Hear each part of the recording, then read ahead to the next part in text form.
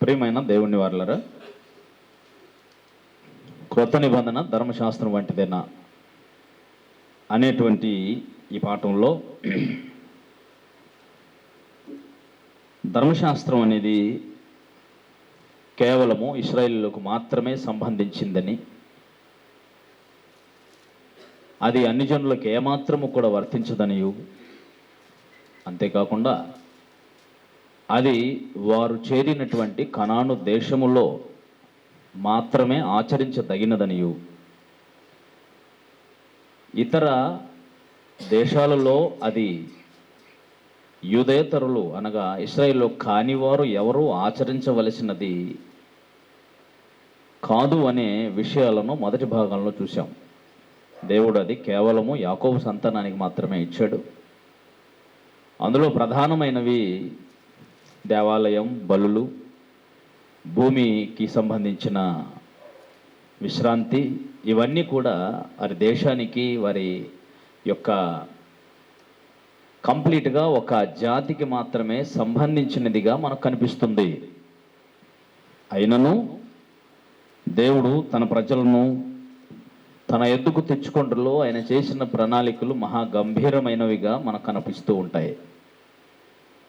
ఇందాక మనం చదువుకున్నటువంటి లేఖన భాగాన్ని చూద్దాం. ఇర్మియా గ్రంథంలోని 31వ అధ్యాయంలో, ఇర్మియా గ్రంథం 31వ అధ్యాయము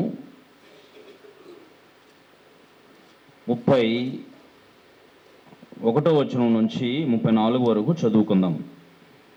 31 నుంచి 34 వరకు. 31వ అధ్యాయం ఇర్మియా గ్రంథం 31వ వచనం నుంచి 34 వరకు. ఇదిగో నేను ఇశ్రాయేలు వారితోనూ యూదా వారితోనూ క్రొత్త నిబంధన చేయు దినములు వచ్చుచున్నవి, ఇదే యెహోవా వాక్కు. అది ఐగుప్తులో నుండి వారిని రప్పించుటకై నేను వారిని చెయ్యి పట్టుకొనిన దినమున వారి పితరులతో నేను చేసిన నిబంధన వంటిది కాదు. నేను వారి పెనిమిటినైనను వారు ఆ నిబంధనను భంగము చేసుకొనిది, ఇదే యెహోవా వాక్కు. ఈ దినములైన తర్వాత నేను ఇశ్రాయేలు వారితోనూ యూదా వారితోనూ చేయబోవు నిబంధన ఇదే.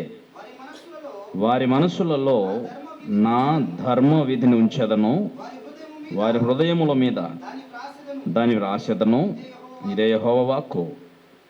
నేను వారికి దేవుడినయ్యుందును, వారు నాకు జనులగుదురు. వారు మరి ఎన్నడూనూ యెహోవాని గూర్చి బోధ నొందుదుము అని తమ పొరుగువారికి గాని తమ సహోదరులకు గాని ఉపదేశము చేయరు. నేను వారి దోషములను క్షమించి వారి పాపములను ఇక ఎన్నడూనూ జ్ఞాపకము చేసుకొనను. గనుక అల్పులేమి గనులేమి అందరూ నన్నెరుగుదురు, ఇది యెహోవా వాక్కు. చూసారా, క్రొత్త నిబంధనను గూర్చినటువంటి వాగ్దానములో, ప్రవచనంలో ధర్మశాస్త్ర నిబంధన వంటిది కాదు అది అని దేవుడే సాక్షాత్తు తెలియజేశాడు. అయితే అలా కానప్పుడు ఈ రెండింటి మధ్య ఉన్నటువంటి వ్యత్యాసం ఏంటి అనేది కూడా మనం తెలుసుకోవాలా. వ్యత్యాసం తెలుసుకోకుండా అది అయిపోయింది, ఇది మాది ఉన్నది అని మాట్లాడుట న్యాయం అనిపించుకోదు. కానీ దాని వ్యత్యాసాన్ని దేవుడు చాలా స్పష్టంగా అక్కడ తెలియజేయటం కూడా జరిగింది. అయితే ఈ రెండు నిబంధనలను కలిపి, లేక మేము రెండు నిబంధనలకు సంబంధులము అని చెప్పుట వాక్య విరుద్ధమైనదిగా భావించటమే కాకుండా అది ఆత్మ సంబంధమైన వ్యభిచారం క్రింద అపోస్తలుడు తెలియజేశాడు. రోమీయులకు రాసిన పత్రిక 7వ అధ్యాయంలో, రోమీయులకు రాసిన పత్రిక 7వ అధ్యాయము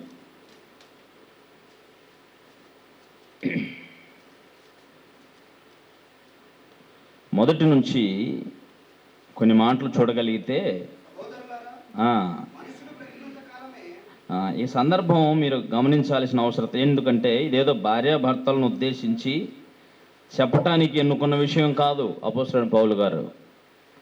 ఇక్కడ కేవలము ధర్మశాస్త్రాన్ని గురించి, క్రొత్త నిబంధనకు మూలమైన క్రీస్తుని గురించి చెప్పడానికి ఆయన వాడిన ఉదాహరణ అది.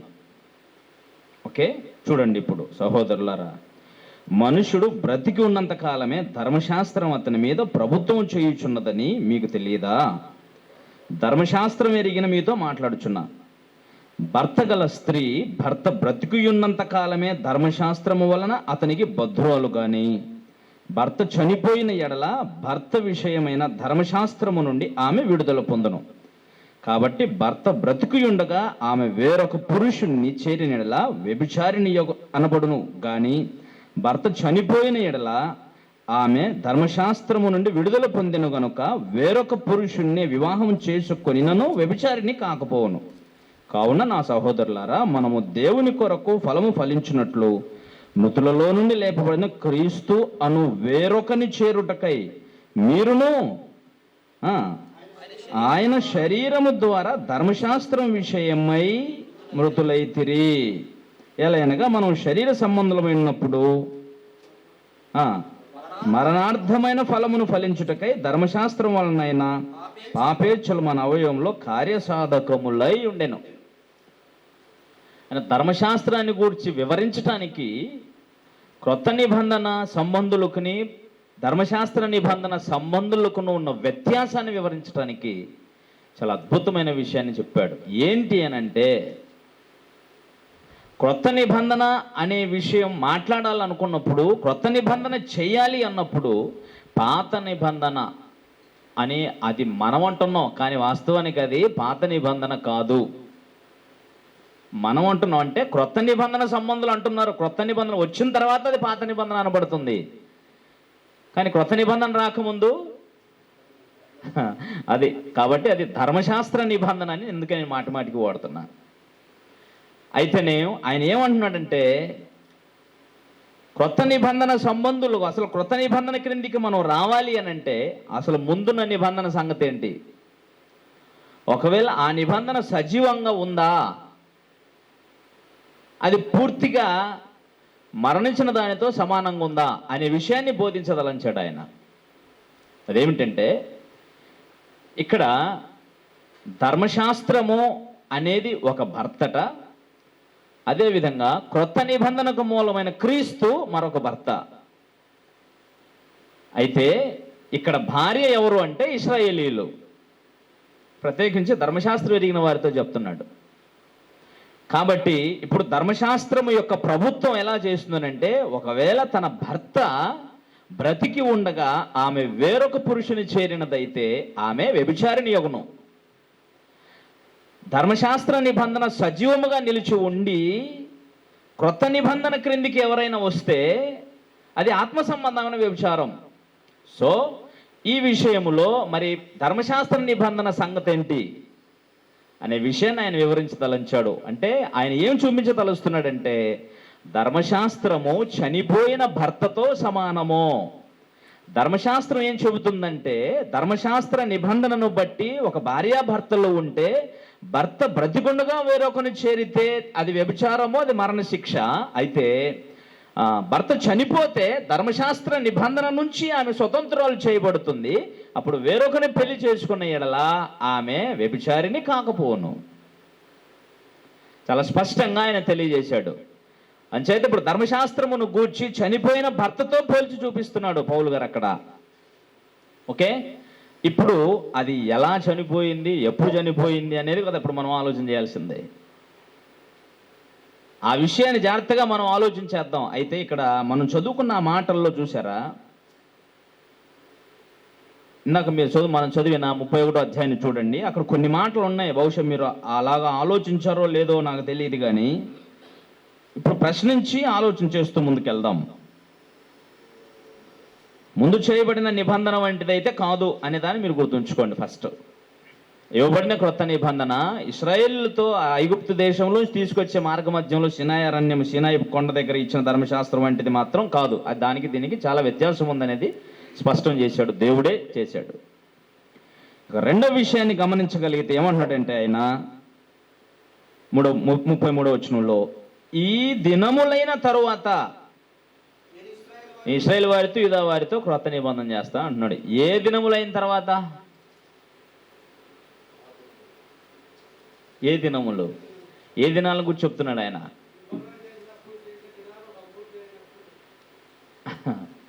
ఇక సందర్భం ఏంటంటే, దేవుడు నమ్మదగినోడు. పై వచనాలు మనం చూసాము ముందుగానే.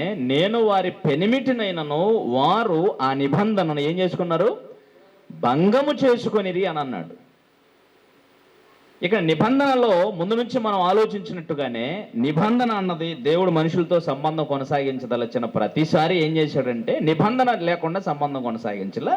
నిబంధన యొక్క సారాంశం ఏంటంటే, ఒక నిబంధన చేస్తే ఇరువురి మధ్య చేసేది నిబంధన, ఎవరికై వారు చేసుకునేది నిబంధన కాదు. ఇరువురి మధ్య నిబంధన చేసినప్పుడు నిబంధనకు ఇరువురు పాత్రులై ఉండాల్సిన అవసరం ఉంటుంది, బద్ధులై ఉండాల్సిన అవసరం ఉంటుంది. అవునా? అయితే ధర్మశాస్త్ర నిబంధన విషయంలో దేవుడు ఎప్పుడు నమ్మకంగానే ఉన్నాడు. అందుచేత ఈ నిబంధనను వాళ్ళే భంగం చేసుకున్నారు. ఎవరు?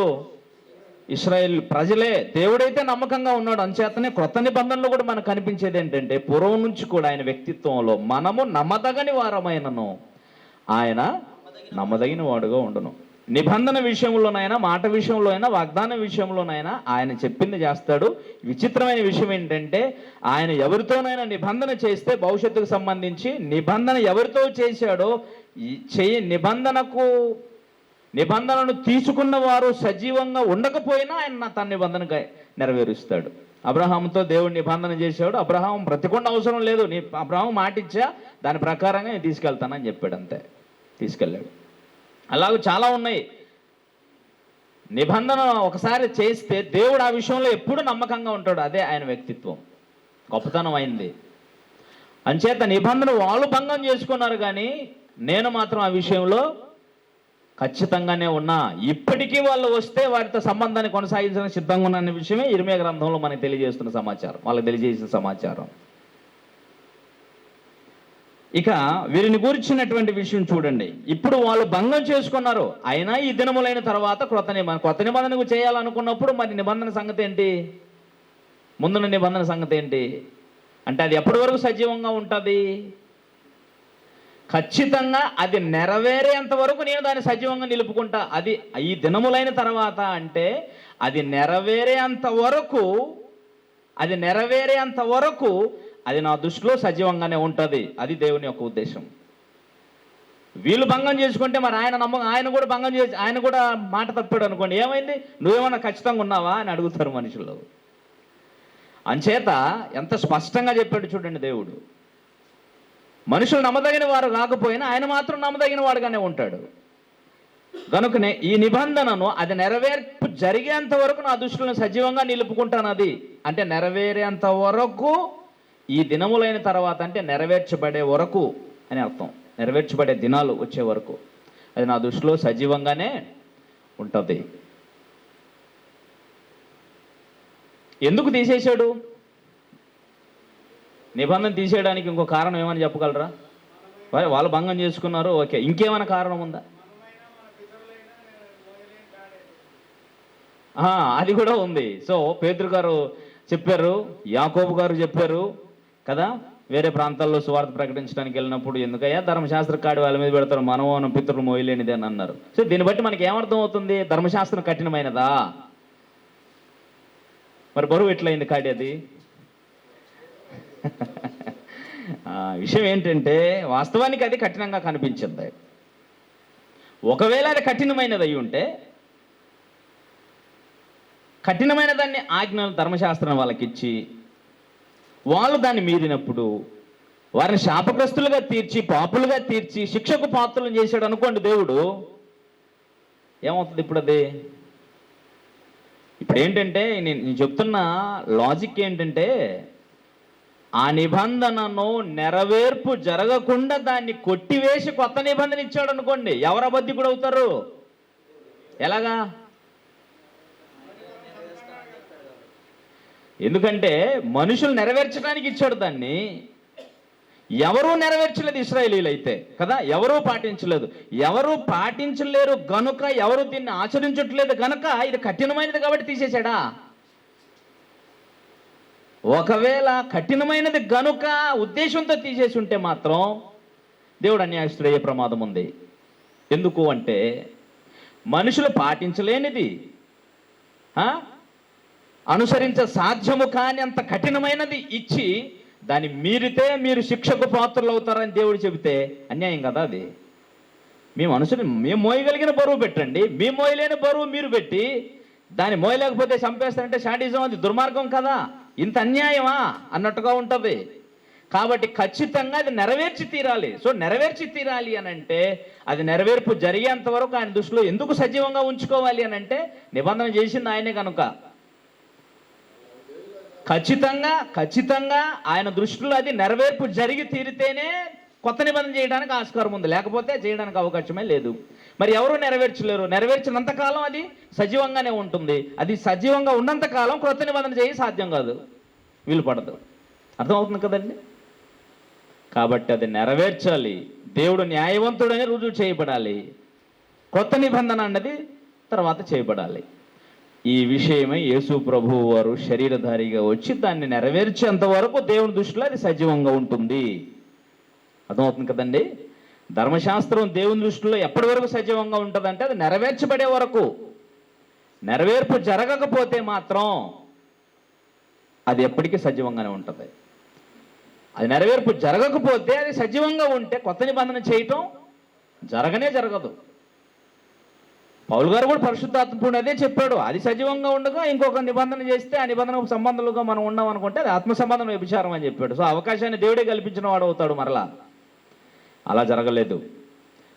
అంచేత ఆ నిబంధనను ఈ దినములైన తర్వాత, అంటే దీని నెరవేర్పు జరిగిన తర్వాత నేను కొత్త నిబంధన చేస్తానని చెప్తున్నాడు. అది అక్కడ ఉన్నటువంటి విషయం. అందుచేతనే యేసు ప్రభువు వారు నేను ధర్మశాస్త్రమును నెరవేర్చడానికి వచ్చాను అన్నాడు. నెరవేర్చలేదా? నెరవేర్చేశాడు. నెరవేరిస్తేనే అది కొత్త నిబంధనకు అవకాశం ఉంది. అది రైట్. ముందుకెళ్దాం. ఇక ఈ నిబంధనలో ఆయన చెప్తున్నటువంటి విషయాలు చూడండి. మళ్ళా చదువుదాం 33వ వచనంలో. ఈ దినములైన తర్వాత నేను ఇశ్రాయేలు వారితోనూ యూదా వారితోనూ చేయబో నిబంధన ఇదే. నిబంధనలో ఉన్న గొప్పతనాన్ని, దానిలో ఉన్నటువంటి ప్రత్యేకతను చెప్తున్నాడు. చూడండి ఏంటది? వారి మనస్సులలో నా ధర్మ విధిని ఉంచదను, వారి హృదయముల మీద దాన్ని వ్రాసెదను. నా ధర్మ విధులు దేనికి సంబంధించి? క్రొత్త నిబంధన సంబంధించి. మళ్ళా నా ధర్మ విధులను వారి మనసులో ఉంచదు, వారి మనసులో రాసేదను అన్నాడు. మరి ముందు రాయబడిన ధర్మశాస్త్రం దేని మీద రాయబడింది? మరలా వెళ్దాం అక్కడికి. ఎక్కడికి?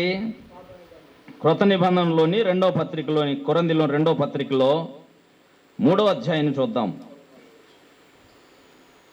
3వ అధ్యాయము 3వ వచనం. రాతి పలకల మీద కానీ సిరాతో కానీ వ్రాయబడక మెత్తని హృదయములు అను పలకల మీద జీవము గల దేవుని ఆత్మతో మా పరిచర్య మూలంగా వ్రాయబడిన క్రీస్తు పత్రికయే మీరున్నారు. ఎక్కడ రాయబడింది? అంతకుముందు ధర్మశాస్త్ర నిబంధన అయితే రాతి పలకల మీద రాయబడితే, ఇప్పుడు ఈ క్రొత్త నిబంధన ఎక్కడ రాయబడింది? హృదయములనే పలకల మీద రాయబడింది. అప్పుడు సిరాతోనూ ఇంకా దేనితో రాశారు తర్వాత మోషే గారు. కానీ ఇది మాత్రం ఎలా రాయబడుతుంది? ఆత్మ చేత ఉంది. చూడండి అక్కడ, జీవము గల దేవుని ఆత్మతో రాసేదను. అర్థమైనా? ఇక్కడ ఎవరు రాయాలి? ఇప్పుడు ఆత్మతో రాయాలి అని అంటే ఇదే నేను రాసేదను అన్నాడు. అంచేత అక్కడ ఆయన మెన్షన్ చేసింది ఏంటంటే జీవము గల దేవుని ఆత్మతో మీ హృదయములు రాయబడ్డాయి అన్నాడు. నేను వారి హృదయముల మీద రాసేదను. ఆత్మతో రాయాలనంటే ఇంకొక సంగతి కూడా జరగాల్సిన అవసరం ఉంది. ఇప్పుడు ఆత్మచేత వ్రాయాలనంటే ఆత్మచేత ముద్రించబడిన వారై ఉండాలా. ఎప్పుడు జరుగుతుంది ఆ కార్యం? బాప్తిస్మము పొందినప్పుడు, తిరిగి జన్మించినప్పుడు, క్రొత్త జన్మ ఎత్తినప్పుడు. రైట్, ముందుకెళ్దాం. ఇంకేమంటున్నాడు? పత్రిక ఇర్మీయా గ్రంథానికి రండి. వారి మనసుల్లో నా ధర్మవిధిని ఉంచెదను, వారి హృదయముల మీద దాన్ని వ్రాసెదను. యెహోవా వాక్కు ఇదే, నేను వారికి దేవుడినైందును, వారు నాకు జనులగుదురు. అర్థమైందండి? బాగా చూడండి. ముందుగానే మనం చాలా విషయాలు ఆ పత్రిక కొరింథీయులు రాసిన 2వ పత్రికలో చూసాము. హృదయముల మీద వ్రాయబడింది, దేవుని ఆత్మచేత వ్రాయబడింది.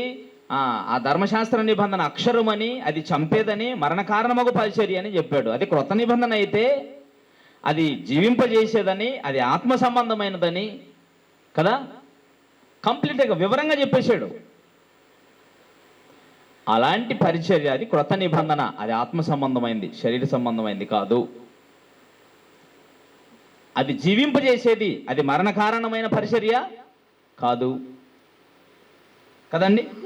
ఆ తర్వాత దాని గురించి అది చాలా అద్భుతమైన వివరణ ఆయన పౌలు గారు కొరింథీయులకు రాసిన 2వ పత్రికలో ఇచ్చాడు.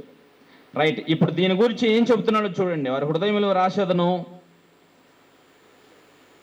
అక్కడ చెబుతున్న మాట చూడండి.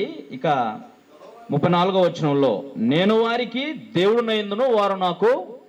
ఎవరి గురించి చెప్తున్నాడు ఇక్కడ? ఇశ్రాయేలు కోసం చెప్పట్లా, క్రొత్త నిబంధన సంబంధుల గురించి చెప్తున్నాడు. ఇప్పుడు చూడండి, మరలా నిబంధన ఇదే అని చెప్పినప్పుడు అప్పటికే నిబంధన మారిపోయి ఇప్పుడు క్రొత్త నిబంధన గురించి మాట్లాడుతున్నాడు ఆయన. 33లోనే కదా చదివాం. నేను వారితో చేయబో నిబంధన ఇదే, వారి మనసుల మీద, వారి హృదయాల్లో నేను రాస్తాను అన్నప్పుడు ఎవరి సంబంధులు? క్రొత్త నిబంధన సంబంధుల కోసం మాట్లాడుతున్నాడు. తర్వాత ఏమంటున్నాడు? నేను వారికి దేవుడినైందును, వారు నాకు జనులగుదురు. ఎవరికి దేవుడు ఇప్పుడైనా? క్రొత్త నిబంధన సంబంధులకైనా దేవుడై ఉంటాడు. క్రొత్త నిబంధన సంబంధులు ఆయన జనులై ఉంటారు. ఆ జనాంగం విషయంలో ఏముందో చెప్తున్నాడు చూడండి. వారు అంటే క్రొత్త నిబంధన సంబంధులుగా పిలువబడటానుకున్నటువంటి అనుజనుల విషయంలో కూడా మనం ఆలోచన చేయొచ్చు. వాటిని వారు మరి ఎన్నడూనూ యెహోవాను గూర్చినటువంటి బోధనందుదము అని తమ పొరుగు వారికి కానీ తమ సహోదరులకు కానీ ఉపదేశము చేయరు. ఇదేంటి? చేయరు అంటున్నాడు. వారు అంటే క్రొత్త నిబంధన సంబంధులు ఏం చేయరు అంటున్నారు చూడండి. యెహోవాను గూర్చిన బోధనందుదము అని తమ పొరుగు వారికి కానీ తమ సహోదరులతో కానీ చెప్పుకోరట్టుగా.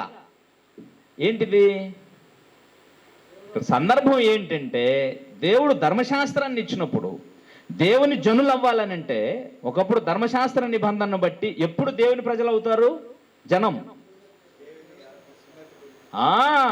సున్నతి పొందినప్పుడు వాళ్ళు దేవుని జనం అనబడతారు. దేవుని గురించి ఎప్పుడు బోధించబడతారు? వాళ్ళు సున్నతి పొందిన తరువాత వారు దేవుని గూర్చిన బోధించేటువంటి ప్రాథమిక పాఠశాల వారిల్లే. కనుకనే కదా చెప్పాడు ద్వితీయోపదేశకాండం 6వ అధ్యాయం 6వ వచనంలో, వాటిని మీ పిల్లలకు అభ్యసింపు చేయండి, నా ఆజ్ఞలు వారి పిల్లలకు అభ్యసింపు చేయండి. అంటే దేవుని జనులు 8వ దినాన్ని సున్నతి చేయబడిన వెంటనే వాళ్ళు దేవుని ప్రజలైపోతారు. ఆ తర్వాత వాళ్ళు ఏమవుతున్నారు? బోధన అందుతున్నారు. కానీ క్రొత్త నిబంధన సంబంధులు ఏంటంటే ముందే దేవుని జనులై తర్వాత బోధన అందరు.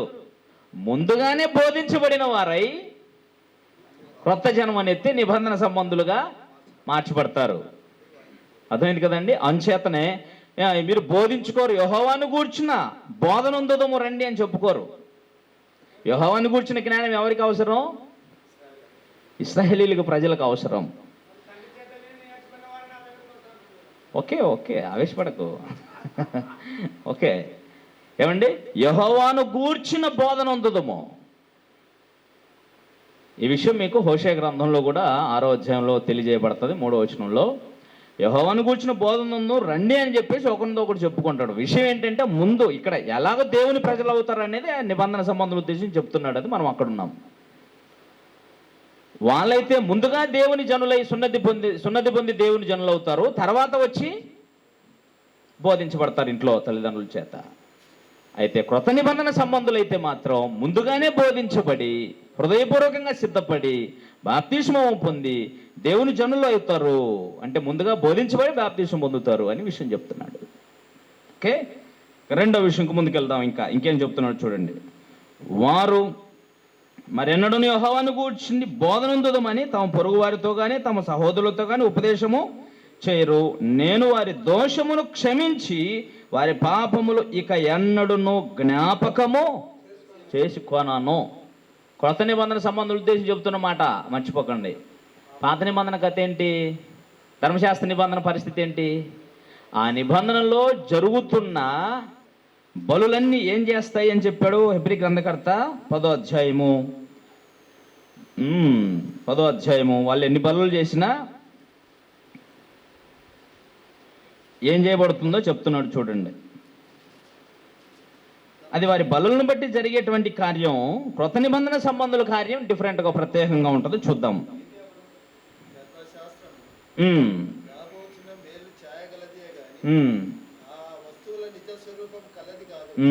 గనుక ఆ యాజకులు ఏటేటా ఎడతెగకుండా అర్పించు ఒకటే విధమైన బలులు వాటిని తెచ్చు వారికి ఎన్నడూ సంపూర్ణ సిద్ధి కలుగు చేయనేరవు.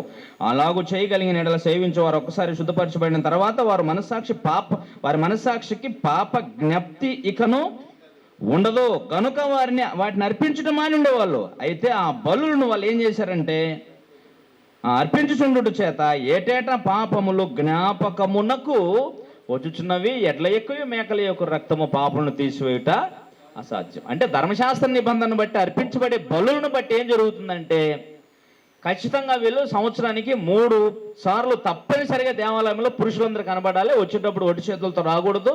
బలికి సంబంధించినవన్నీ తీసుకొని రావాలా. సో ఈ బలులు తీసుకొచ్చినప్పుడు వాళ్ళ పాపాలు ఏ పాపం కోసం ఏ బలి అన్న సంగతి వారికి పూర్తిగా తెలిసి ఉంటున్నందుచేత పలానా బలి నేను అర్పిస్తున్నాను అంటే ఇది పలానా పాపానికి సంబంధించింది అని వారి పాపములు మాటిమాటికి జ్ఞాపకమునకు వస్తూ ఉంటాయి. అంచేతన ఎడ్ల యొక్క మేకల యొక్క రక్తం మీకు సంపూర్ణ సిద్ధి చేయవు, పాపం తీసేయలేవు. మాటిమాటి జ్ఞాపకం వస్తూ ఉంటుంది చేసిన పాపం. మరి క్రీస్తు యేసు రక్తం వల్ల ఏం జరుగుతుంది?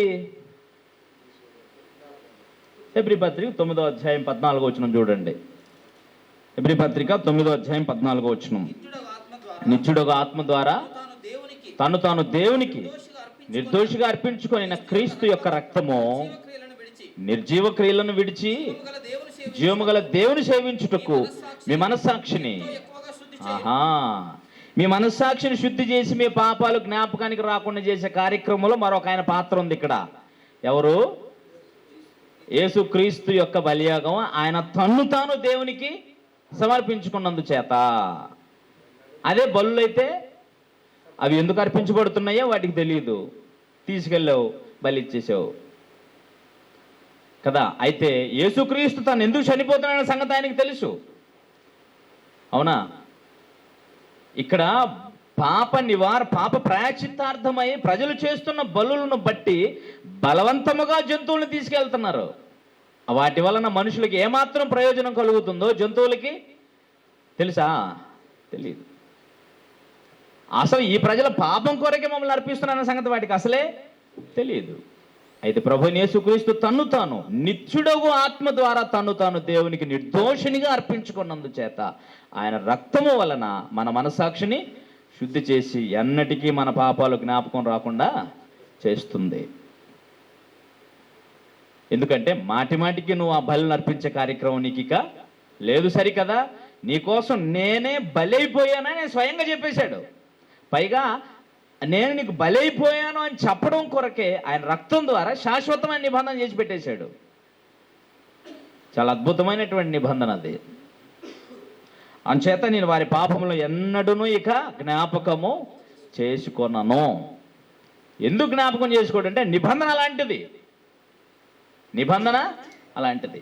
ఎందుకు జ్ఞాపకం చేసుకోవడంటే ఈ నిబంధన కొరకు రక్తం కార్చి సజీవుడైనటువంటి ఆయన ఏడబోయి కూర్చున్నాడు, తండ్రి కుడి పార్శ్వాన కూర్చున్నాడు. ఆయన సజీవుడై ఉన్నంత కాలం నిబంధన సజీవంగా ఉంటుంది. అర్థమవుతుంది కదా? నిబంధన సజీవంగా ఉన్నంత కాలము ఆ నిబంధన కిందకి వచ్చిన వారి పాపములు జ్ఞాపకానికి వచ్చే అవకాశమే. అందుకే దేవుడు చెప్పాడండి, వారి పాపములు ఇక నేను ఎన్నడూను జ్ఞాపకం చేసుకోను. ఎవరి పాపాలు? క్రొత్త నిబంధన అధికారం క్రిందికి వచ్చిన వారి పాపాలు మర్చిపోకండి. నిద్రపోకో. ఓకే, ముందుకెళ్ళి చూద్దాం. ఇర్మీయా గ్రంథంలో ఉన్నాం. ఇక ఎన్నడూను వారి పాపములు నేను జ్ఞాపకము చేసుకొనను. తర్వాత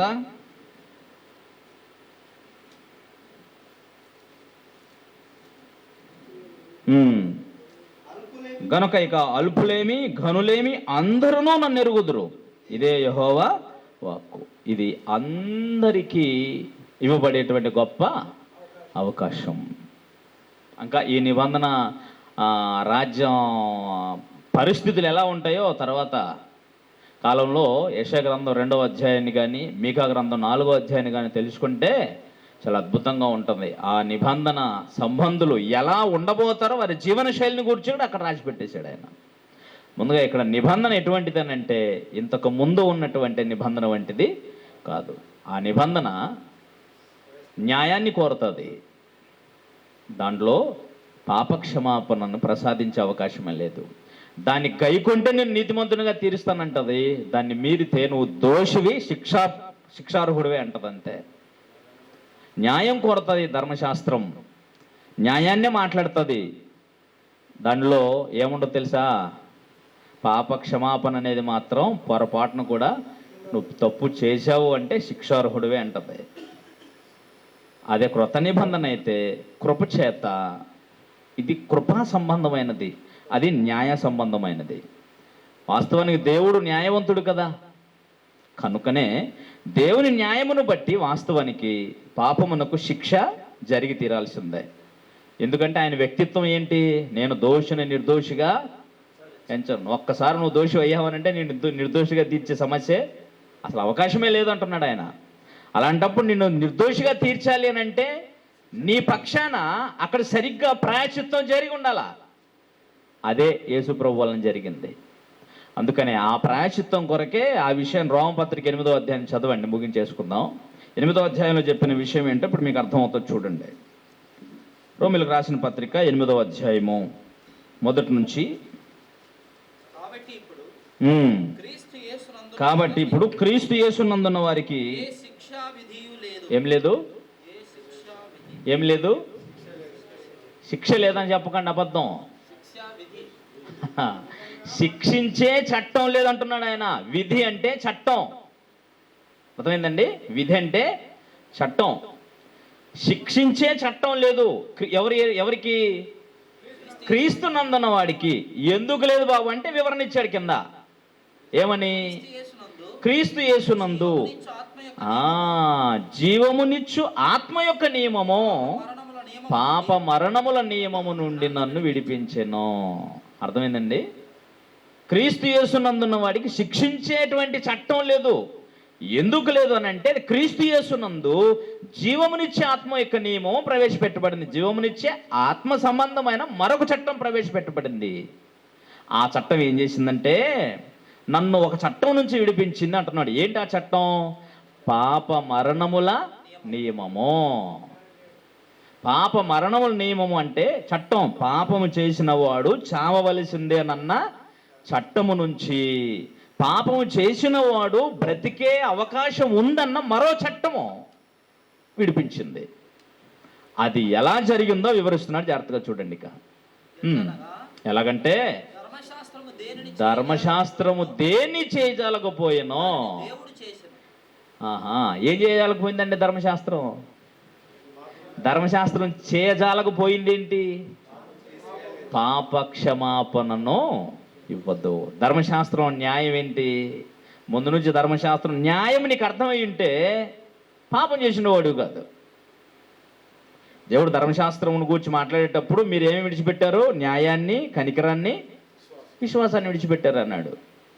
న్యాయం అన్నది నీకు తెలిస్తే నువ్వు పాపం చేసే అవకాశమే లేదు. న్యాయాన్ని పక్కన పెట్టినప్పుడు ధైర్యం చేసి పాపం చేస్తున్నావు. అందుకని ఆ న్యాయమును బట్టి ధర్మశాస్త్రం ఏం చేస్తుందంటే నిన్ను మరణశిక్షకు పాత్రం చేస్తా. అందుకనే అపోస్తలుడైన పౌలు గారు కొరింథీ 2వ పత్రికలో చెప్పింది, అది మరణ కారణమగు పరిచర్య, శిక్షావిధికి కారణమగు పరిచర్యయే మహిమ కలిగినదైతే జీవమునిచ్చి రక్షించేటువంటి చట్టం, ఆ పరిచర్య మరి ఎంత మహిమ కలిగింది అని చెప్పాడు. అందుకనే అర్థమైంది కదండి. గనుక ప్రభునందు ప్రియులారా, ఇప్పుడు కొత్త నిబంధన అనేది జీవమునిచ్చు ఆత్మ యొక్క నియమము, అది క్రీస్తునందు ప్రవేశపెట్టబడింది. అయితే ఆ నిబంధనను పూర్తిగా నెరవేరిస్తేనే కానీ ఇది చేయడానికి వీళ్ళేది. దీనికి మధ్యవర్తి ఆయన కనుక క్రీస్తునందన పదం అందుకే చేర్చడం జరిగింది. ఓకే, ఇక చూడండి అది ఎలా జరిగిందో చెబుతున్నాడు. ధర్మశాస్త్ర సంబంధమైన నీతి విధి నెరవేర్చబడవాలనని. ఇప్పుడు ధర్మశాస్త్రంలో నీతి ఏంటి? మరణ శిక్ష. అది ధర్మశాస్త్ర సంబంధమైన నీతి విధి నెరవేర్చబడవలనని ఏం చేశాడండి? చదవండి కింద. పాప శరీర ఆకారముతో దేవుడు తన కుమారుని పంపించి పాపమునకు శిక్ష విధించను. పాపమునకు శిక్ష దేవుడు చేశాడు. ఆ పని దేవుడు పాపమునకు శిక్ష విధించాడు. ఎక్కడ? క్రీస్తు శరీరముపై. అంటే ఏ న్యాయమును బట్టి? దేవుని న్యాయమును బట్టి, ధర్మశాస్త్ర నీతిని బట్టి పాపమునకు శిక్ష జరగాలి. అది జరిగితేనే క్రొత్త నిబంధనకు అవకాశం ఉంది. అందుచేత క్రీస్తు శరీరంపై పాపమునకు శిక్ష విధించబడిన తరువాత ఆయన పరిశుద్ధ రక్తమును బట్టే, ఆ పాపము లేని రక్తమైనందుచేత ఆ రక్తమును బట్టే క్రొత్త నిబంధన చేసి దాని నుంచి పూర్తిగా విమోచించి మనుషులు రక్షించే అవకాశాన్ని కల్పించాడు. అదండి.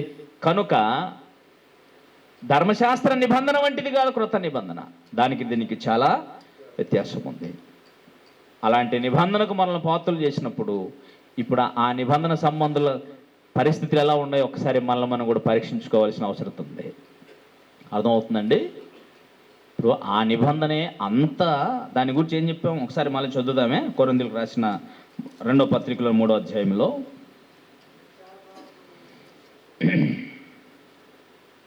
9 నుంచి చదువుదామండి. 9 నుంచి. శిక్షావిధికి కారణమగు పరిచర్యయే మహిమ కలిగినదైతే నీతికి కారణమైన పరిచర్య ఎంతో అధికమైన మహిమ కలిగినదగును. అత్యధికమైన మహిమ దీనికొండుట చేత ఇంతకు మునుపు మహిమ కలిగినదిగా చేయబడినది ఈ విషయములో మహిమ లేనిదాయను. తగ్గిపోవునదే మహిమ కలిగినదై ఉండిన యెడల నిలుచున్నది మరి ఎక్కువగా మహిమ గలదై ఉండును కదా. అంటే ఇది శాశ్వతమైన నిబంధన కదా. శాశ్వతమైన నిబంధన, పైగా అదే మహిమ కలిగింది, అదే కఠినమైనది, అదే అన్ని విధాలుగా ఉంటే దానికంటే శ్రేష్టమైనది, దానికంటే తీవ్రతను కలిగి ఉంది. మర్చిపోకండి, దానికంటే సీరియస్గా ఉంటుంది ఇది క్రొత్త నిబంధన. ఎందుకో క్రొత్త నిబంధన సంబంధాలు ఏంటో చాలా ధైర్యంగా బ్రతికేస్తాడు. క్రీస్తునందున్న వాడికి ఏ శిక్ష లేదు. పాపం చేసినోడు కూడా నేస్తున్నాడు ఈ మాట. పాపం చేసినాడు వచ్చిన మాట. నువ్వు పాపం చేయడానికి క్రీస్తు నీ కోసం చనిపోయింది అట్లా అనకూడదు. పాపం చేయటానికి అసలే అవకాశం, నువ్వు పాపం ఒక్కసారి అవకాశం ఇవ్వబడింది. అది నిబంధన ఏం చేస్తుందంటే నిన్ను దేవుని దగ్గరికి తీసుకురావడానికి మరలా ఒక అవకాశము ఇవ్వబడింది. విచిత్రం ఏంటంటే అది ఒక జనానికి చేయబడిన నిబంధన అయితే సర్వలోకం కొరకు ఏర్పాటు చేయబడిన గొప్ప కార్యం. ఇంకా చెప్పాలంటే ప్రపంచానికి ఇది చిట్ట చివరి అవకాశం. మరో అవకాశం ప్రపంచానికి లేదు. ఉన్న అవకాశాన్ని ఎలాగో సద్వినియోగం చేసుకొని వచ్చాం, కానీ ఇందులోకి వచ్చి కూడా మళ్ళీ పాత బతికే బ్రతుకుతుంటే గతి ఏంటి? అది ఎంత భయంకరమైన పరిస్థితి. అందుకని హెబ్రీ గ్రంథంలో చాలా విషయాలు చెప్పాడు. ఇంత గొప్ప రక్షణను మనం నిర్లక్ష్యం చేసిన ఎలా తప్పించుకుంటాం? నీ రక్షణ కారణం ప్రభువైన క్రీస్తు యొక్క బలియాగం అయితే దానిని నువ్వు నిర్లక్ష్యం పెడుతున్నావా? 10వ అధ్యాయం 26లో కూడా ఆయన అదే చెప్పింది. బుద్ధిపూర్వకంగా పాపం చేసిన వాడి కోసం మీకు మరలా బలియాగం అనేది జరగదు. కానీ ఏం చేయబడింది? తీక్ష్ణమైన అగ్నియు, విరోధులను దహించబో తీక్ష్ణమైన అగ్నియు, భయంకరమైన న్యాయమైన తీర్పు కొరకు భయంతో అతను ఎదురు చూడటం తప్ప వేరొక మార్గం లేదు. ఇంకా తర్వాత కొన్ని మాటలు చెప్పాడండి ఆయన. ఏమన్నాడంటే, బుద్ధిపూర్వకంగా పాపం చేసిన వాడు చేస్తున్న తప్పు ఏంటంటే దేవుని కుమారుణ్ణి పాదములతో త్రొక్కి తాను పరిశుద్ధపరచబడుటకు సాధనమైన నిబంధన రక్తమును అపవిత్రమైనదిగా ఎంచి కృపకు మూలమగు ఆత్మను తిరస్కరించిన వాడు మరి ఎంత ఎక్కువైనా దండనకు శిక్షకు పాత్రుడొగనని మీకు తోచును అని అడిగాడు. అంటే బుద్ధిపూర్వకంగా పాపం చేసిన వాడికి ఎలాంటి పరిస్థితి ఉందో జ్ఞాపకం ఉందా? అదండి. దయచేసి ఆలోచించేయండి ప్రియులారా. మహాదేవుని ప్రణాళికలో ప్రభు అయినటువంటి క్రీస్తు యేసు తన రక్తం ద్వారా చేయబడిన నిబంధన సంబంధుల కొరకు అనుగ్రహించిన గొప్ప ఆధిక్యత వర్ణనాతీతమైనది. పైగా దాని సంబంధులు ఎప్పుడు కూడా పాపం చేయటానికి అవకాశం ఉండదు. నేను మీ పాపాలని జ్ఞాపకం చేసుకోను అని అన్నప్పుడు నువ్వు మన జీవితాల్లో మరలా ఆయన పాపాలని జ్ఞాపకం చేసేటట్టుగా నువ్వు ఆయన జ్ఞాపకం చేసుకొని అన్నప్పుడు నువ్వు జ్ఞాపకం చేస్తే ఏం బాగుంటుంది. దీనికోసం యేసు ప్రభు కూడా ఒక ఎగ్జాంపుల్ చెప్పాడు, మీకు జ్ఞాపకం ఉందో లేదో. ఒకడు ఇద్దరికి అప్పు ఇచ్చాడు. అర్థమైందండి? ఇద్దరికి అప్పు ఇచ్చాడు ఒక యజమానుడు. ఒకడికేమో చాలా ఎక్కువ ఇచ్చాడు, ఒకడికి చాలా తక్కువ ఇచ్చాడు. సరే, ఆ సంగతి ఎలా ఉన్నా ఎవరికైతే అప్పు ఎక్కువ ఇచ్చాడో వాడిని కూర్చి అప్పు కట్టేసే అని అడిగాడు. అయ్యా కట్టడానికి వీలు లేదు, కుదరదు అని అన్నాడు. ఇంకొకటిని పిలిచాడు, అయ్యా కట్టలేనయ్యా అని అన్నాడు. సరేలే అని క్షమించి వదిలేశాడు. అయితే వీడు ఎంతో కొన్ని లక్షల రూపాయల అప్పు ఉండగా ఆ అప్పుని మాటతో క్షమించేశాడు యజమాని. కానీ ఈడెళ్ళి అవతల 50 రూపాయల కోసం గల్లబట్టి లాగుతూ ఉన్నాడు. గల్లబట్టి లాగుతూ ఉంటే అప్పుడు ఏం చేశాడంటే విషయం తీసుకొచ్చి, అయ్యా వాడిని అంత బాగా క్షమించేస్తారు కదా మీరు, వాడేమి 50 రూపాయల కోసం అవతల వాడిని గల్లబట్టి చెరసాలకు అప్పగించి చిత్రహింసలు చేస్తున్నాడే అంటే వాడిని పిలుచుకురండి అన్నాడు. అంతే. తీసుకొచ్చిన తర్వాత ఏం జరిగింది తెలుసా? రే నువ్వు కడసారి అప్పు ఏది ఉందో మొత్తం కట్టిందాక నేను విడిచిపెట్టేది, నేను తీసుకెళ్ళి నాకు చెరసాల పడేయండి అన్నాడు. ఏం జరిగింది ఇక్కడ? ఏం చెప్పదాలని ప్రభు మీకు అర్థమైందా? ఆయన జ్ఞాపకం చేసుకోడు, క్షమించేశాడు. కానీ మరలా పాపాన్ని నువ్వు జ్ఞాపకం చేయటం వలన మరలా నువ్వు ఎక్కడికి వెళ్తున్నావు? శిక్షా విధిలోకి వెళ్తున్నావు. అర్థమవుతుందండి? గమనించండి ప్రియులరా. అంచేతనే ప్రభు ఏ విషయం చెప్పినా చాలా అద్భుతమైన భావాలతో చెప్పాడు.